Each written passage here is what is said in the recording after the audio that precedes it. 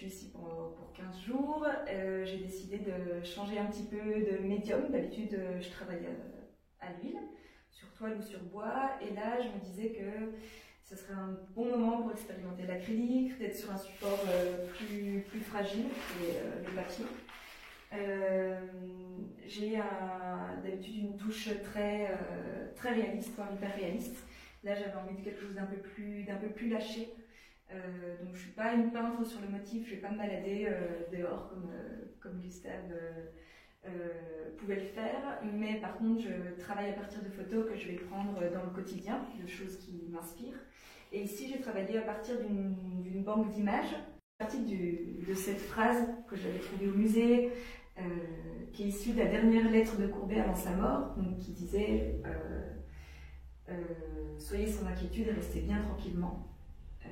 Si possible à Flagey, et j'avais envie d'être moi aussi bien tranquillement si possible à Flagey pour pouvoir travailler. Et cette phrase, elle a pour moi beaucoup d'ambiguïté parce qu'elle nous demande de ne pas nous inquiéter, donc déjà on est inquiet. Et je travaille beaucoup comme ça sur des choses où on a l'impression que tout va bien et en fait il y a un petit détail qui fait que ça pourrait basculer. Et ces images-là, qui sont issues d'un quotidien, c'est pareil, il ne se passe pas grand chose, on voit, c'est souvent des personnages dans des espaces ici assez clos. Il ne se passe pas grand chose, mis à part on regarde ce personnage de dos qui regarde plus loin, on ne sait pas ce qu'il y a derrière ces fenêtres, il y a une lumière, une ambiance un peu particulière, et il est donc bien tranquillement quelque part, mais on sent qu'il pourrait y avoir comme une menace. Donc ici, j'ai travaillé j'ai essayé de travailler beaucoup la couleur, donc notamment dans...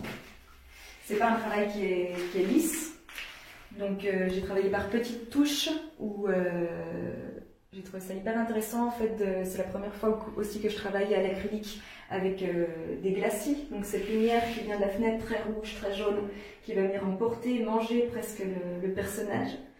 Il y a toujours en peinture des petits moments, des fois c'est laborieux, et des fois je me demande pourquoi je fais ce métier.